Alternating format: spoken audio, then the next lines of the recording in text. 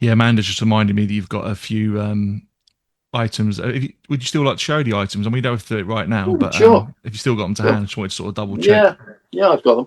I mean, you've seen the original photograph, which Yeah. that's them wearing their suits that I referred to earlier. So that's Ah. the smartest you were going to see the detours at that time. Um, And am I right in thinking that's the guitar that Roger made that that you is the would have guitar first seen? that is the guitar that Roger made. Yeah, that's the one. It's the looky likey Fender. Yeah, that's the one. A couple of the other things I've got is the this is a poster. This is the Fox and Goose Hotel. This is in the West Acton or West London. You This just was on a hold it back ever circuit. so slightly. Just that's it. Better? Just so we get the whole thing in. Yeah. Yeah. Okay. This was we were playing on a circuit of a guy, well, two guys. This is the we had a West End appointments as well. This was the Leicester Square where we were sharing the bill with two other bands, Brilliant. and these were two guys,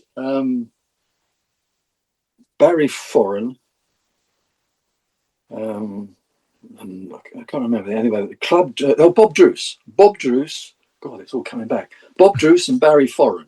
They formed a business called Club Druan, and they had these pubs. They were contracted to provide entertainment to a number of pubs in the area in West London, and operating under that name. So they were like our promoters, really. And they would decide where we went and when we went and how long we played and who we played for. So it was, and that was following an audition that Pete's mother had arranged with I can't remember, it was Barry or Bob, but she arranged for us to be auditioned at the Oldfield Hotel in Greenford, and we set up to play there. And the guy who ran the guys, his name was Lou, and he said to her, apparently, well, we'll put them on during the interval, let them play the interval, and let's see what the girls make of them. If the girls like them, we'll have them back. Well, the girls did like us, so we came back, and we used to play the Oldfield regularly. That was one of the Tuesday or Thursday or Sunday gigs. But they had several pubs under their wing, and plus that one in that place in West London, in the West End. It was the called the Leicester Palace, the Leicester Square Ballroom. But yeah, happy days. Well, maybe if you had to get the girls in the audience approval, I guess the suits actually worked out pretty well. Yeah, yeah, I think they were probably yeah, easily as led. It was. I mean, I'm not saying you weren't a good band, but I'm sure the suits would have helped as well. Yeah, I think I always said that in those days, if you were in a band, it didn't matter too much what you looked like. You could actually be pretty sure that you were going to catch somebody's eye during the course of an evening and have somebody to go home with. So it was it was a bit more difficult for me because I was engaged. But I mean, you've probably read the story of the wedding we played. I think Doug tells the story in his book where we played at a wedding and the bride took a shine to me, which was a bit embarrassing because we got caught. But that didn't go down too well with I'm the not groom anyway. surprised. And the poster you just showed had the Bel-Airs on there. The Bel-Airs, yeah, and the And Federals. and it was the Bel-Airs. It was their gig. You played during It the interval. was. They Yeah. they were they were Bob Druce's number one band at the time. They were the band everybody wanted to beat. But I think, in fairness, the Detours eventually outpaced them.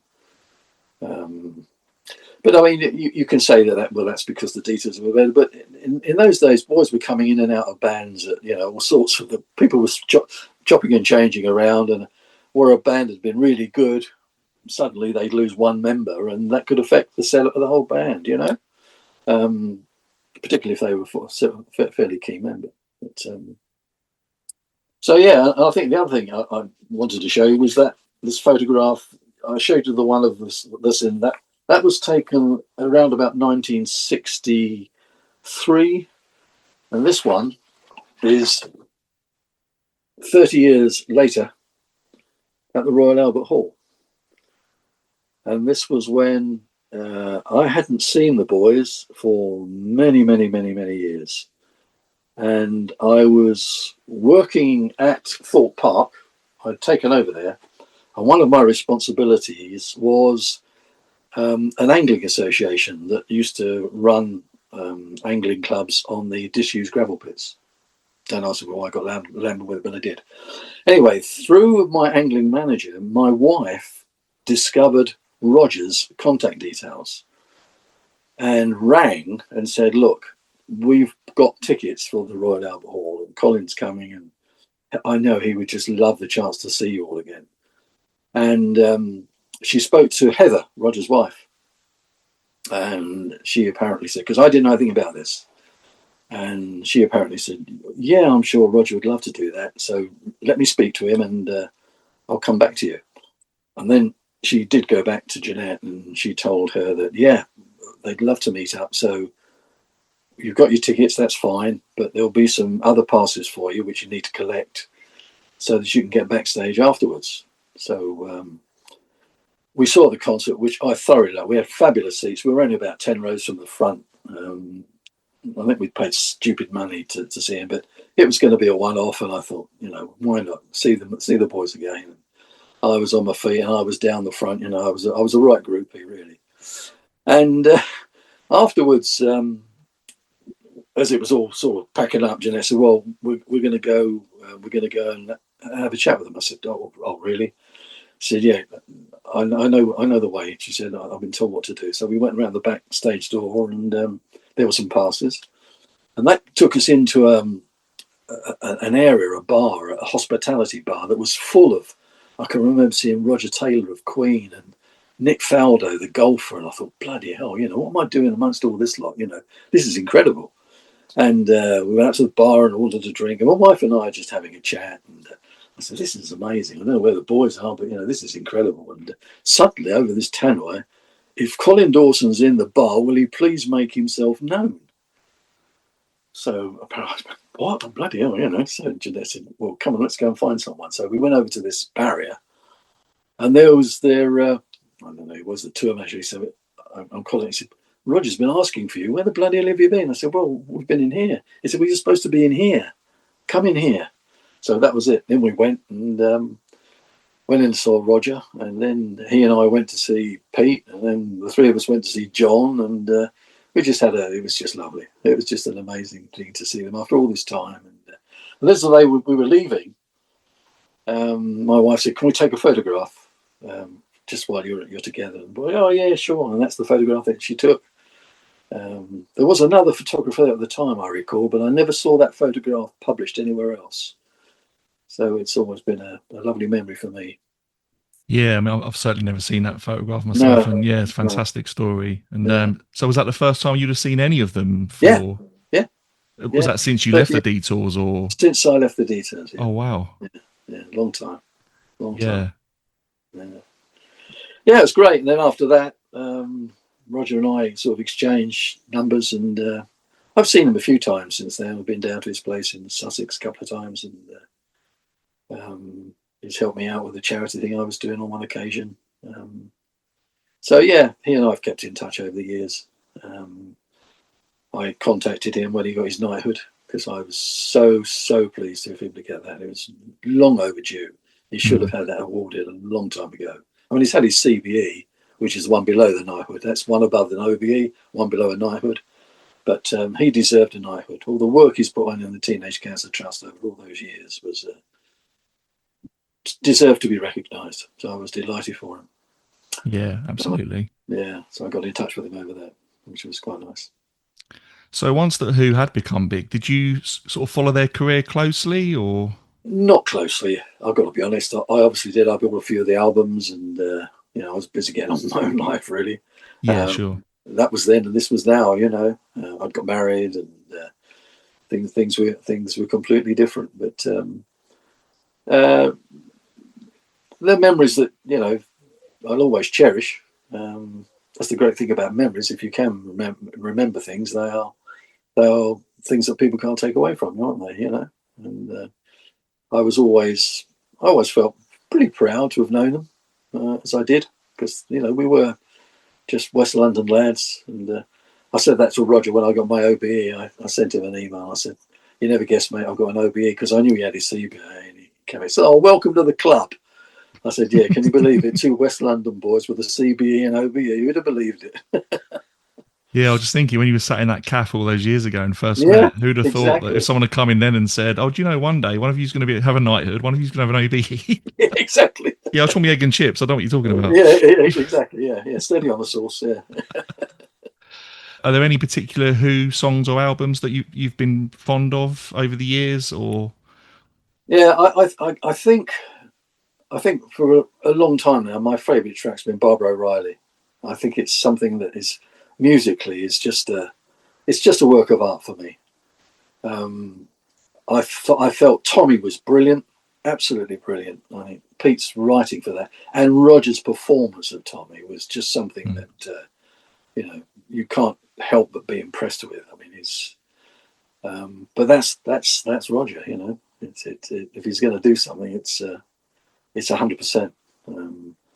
And sort of I followed his film career with interest, when he did McVicar and List and so on. But for me, it's his singing that, and he's still doing it now at 80 years of age. He's still able to go out there and give a performance, which I'm full of admiration for. It really am.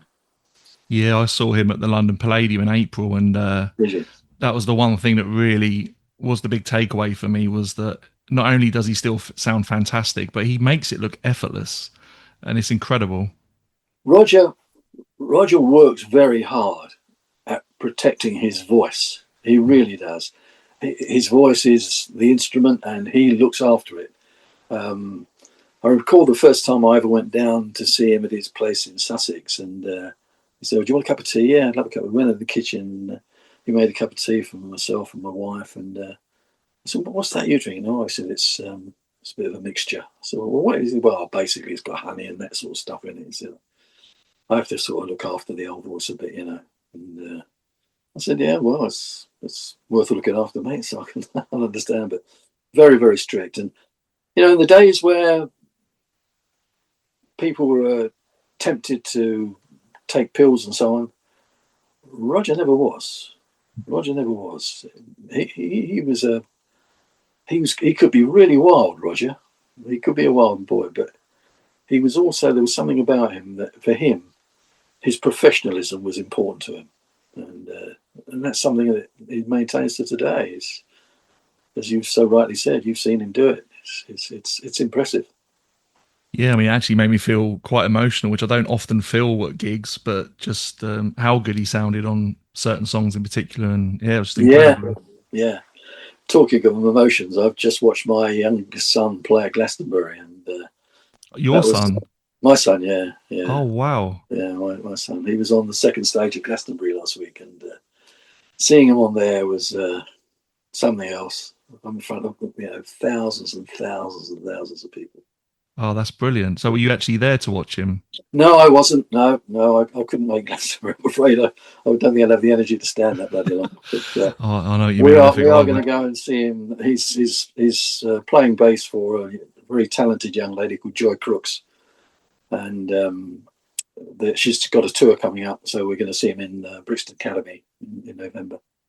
So we'll see them then. He plays with other bands as well, but this is the one that he's doing some good work with at the moment.